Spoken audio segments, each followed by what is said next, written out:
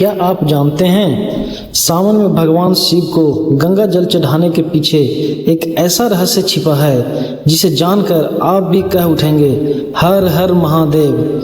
आखिर शिव जी पर जल चढ़ाने की परंपरा शुरू कैसे हुई और कांवड़ लेकर चलने की शुरुआत किसने की? आइए जानते हैं हजारों साल पुरानी यह अद्भुत कथा।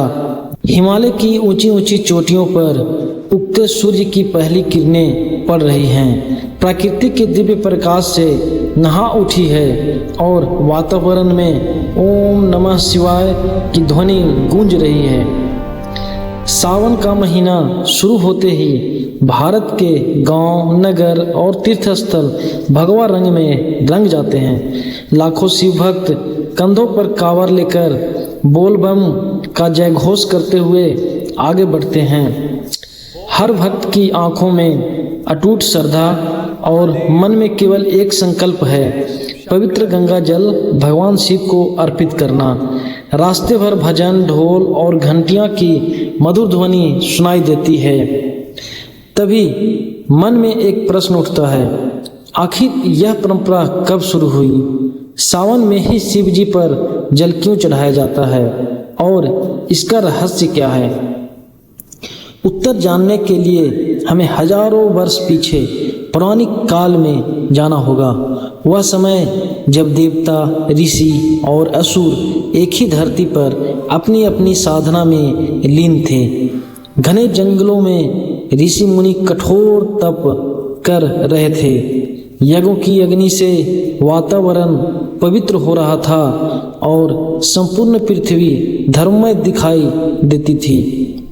दूर उत्तर दिशा में कैलाश पर्वत अपनी दिव्य आभा बिखेर रहा था।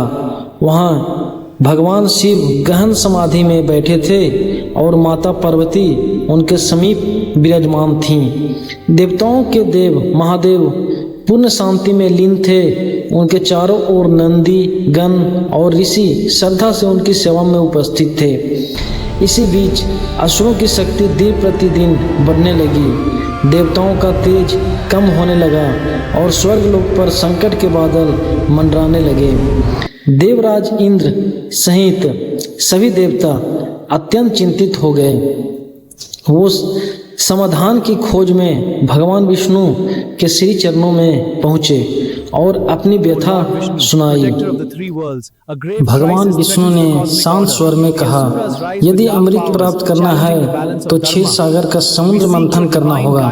देवताओं और असुरों को मिलकर यह महान कार्य करने का आदेश दिया। मंदराचल पर्वत को मथानी बनाया गया और वासुकी नाग को रस्सी बनाया गया। भगवान विष्णु ने कूर्म अवतार धारण कर पर्वत को अपनी पीठ पर संभाल लिया। समुद्र मंथन आरंभ हुआ। देवता और असुर पूरी शक्ति से रस्सी खींच रहे थे और पूरा ब्रह्मांड उस अद्भुत दृश्य का साक्षी बन गया। मंथन से एक एक करके अनेक दिव्य रत्न प्रकट होने लगे। कामधेनु, ऐरावत, उच्चैःसर्वा, कौस्तुभ मणि और देवी लक्ष्मी के प्रकट होने से चारों ओर आनंद छा गया। लेकिन अचानक समुद्र की गहराइयों से भयंकर हलाहल विष प्रकट हुआ। उसकी ज्वालाएं इतनी प्रचंड थी कि तीनों लोकों में भय और हाहाकार मच गया। विष का प्रभाव बढ़ते ही आकाश धुएं से भर गया और पृथ्वी पर जीवन संकट में पड़ गया। देवता, असुर और ऋषि किसी भी उपाय से उस विष को रोक नहीं पाए। अंत में सभी देवता एक ही आशा लेकर कैलाश पर्वत की ओर दौड़े। उन्हें विश्वास था कि केवल भगवान शिव ही इस महाविनाश से संपूर्ण सृष्टि की रक्षा कर सकते हैं। देवता कैलाश पर्वत पर पहुंचकर भगवान शिव के चरणों में गिर पड़े। उनके मुख पर भय स्पष्ट रूप से दिखाई दे रहा था और वे सृष्टि की रक्षा की प्रार्थना करने लगे। देवराज इंद्र ने हाथ जोड़कर कहा, हे महादेव, हलाहल विष के कारण तीनों लोग विनाश के कगार पर हैं। अब केवल आप ही हमारी रक्षा कर सकते हैं। भगवान शिव के करुणा भरी दृष्टि से सभी देवताओं को देखा। संसार के कल्याण के लिए उन्होंने बिना किसी संकोच के विष को स्वीकार करने का निर्णय लिया। महादेव ने अपने हथेलियों में हलाहल विष धारण किया। उस विष से निकलने वाली अग्नि की लपेटें पूरे ब्रह्मांड को कँपा रही थी। क्षण भर में भगवान शिव ने समस्त हलाहल विष। उसी समय माता पार्वती ने अपने दिव्य शक्ति से भगवान शिव के कंठ को पकड़ लिया।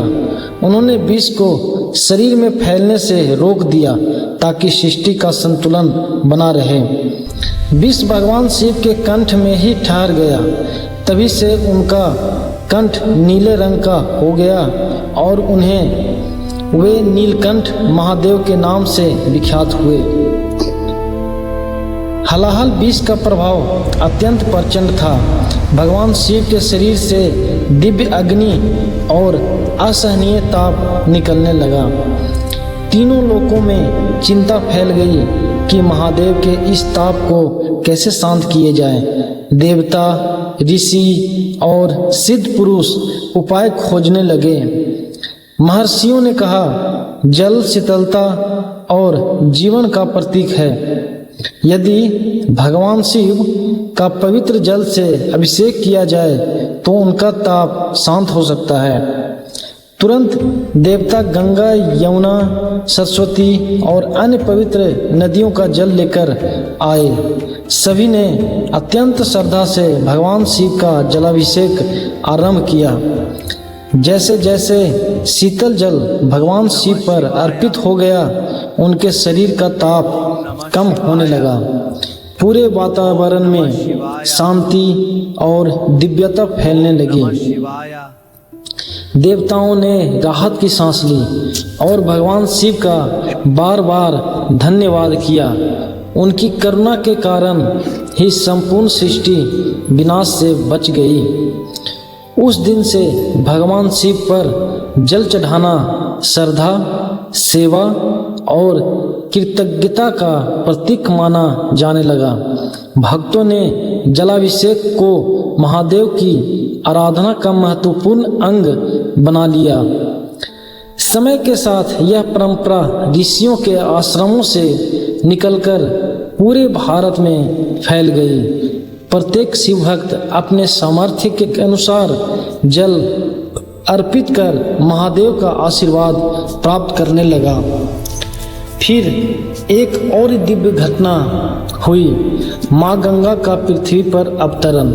गंगा जल को सबसे पवित्र माना जाने लगा और शिव भक्त विशेष रूप से गंगा जल लाकर शिवलिंग पर चढ़ाने लगे। लेकिन अभी कांवड़ यात्रा की शुरुआत नहीं हुई थी। अब प्रश्न यह था कि सबसे पहले गंगा जल कंधे पर रखकर लंबी यात्रा किसने की। इस रहस्य का उत्तर अगली कथा में रावण और बैद्यनाथ धाम की कहानी से मिलेगा। समय बीतता गया और त्रेता युग का आरंभ हुआ। लंका के पराक्रमी राजा रावण ने भगवान शिव को प्रसन्न करने के लिए कठोर तपस्या आरंभ की। वर्षों तक तप करने के बाद भी जब महादेव प्रकट नहीं हुए, तब रावण ने अपना अहंकार त्याग कर एक एक करके अपने सिर अर्पित करने शुरू कर दिए। उसकी भक्ति देखकर तीनों लोग आश्चर्यचकित रह गया। जब रावण 10वां सिर अर्पित करने वाला था, तभी भगवान शिव ने उनको सामने आकर प्रकट दिया। उन्होंने रावण की तपस्या से प्रसन्न होकर उसे वरदान मांगने के लिए कहा।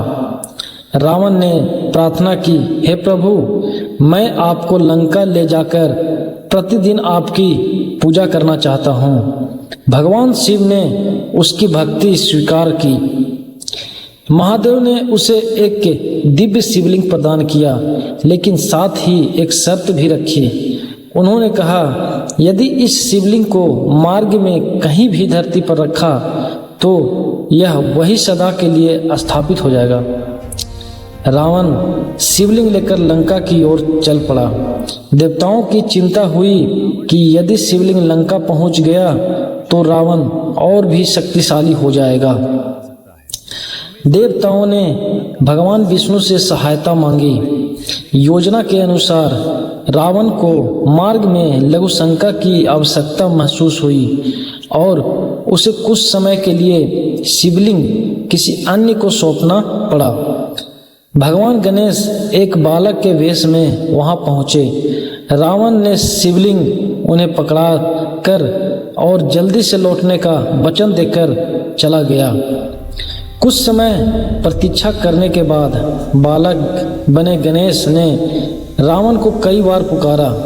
उत्तर न मिलने पर उन्होंने शिवलिंग को धरती पर स्थापित कर दिया।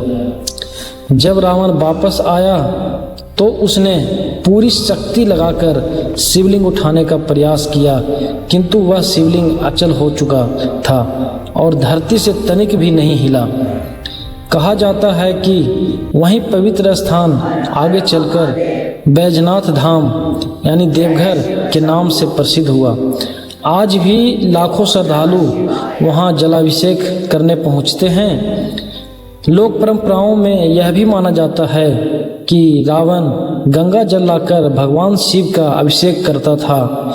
इन्हीं श्रद्धा ने आगे चलकर कंधे पर जल ले जाकर अर्पित करने की परंपरा को और अधिक लोकप्रिय बनाया। समय के साथ ऋषि, साधु और सामान्य भक्त भी दूर दूर से पवित्र नदियों का जल लाकर शिवलिंग पर चढ़ाने लगे।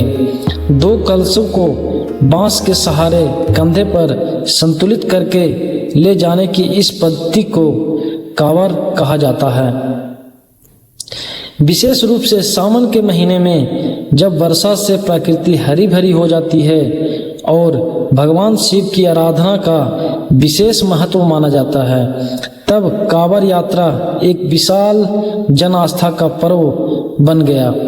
बोल बम और हर हर महादेव के जयघोष से मार्ग गूंज उठते हैं।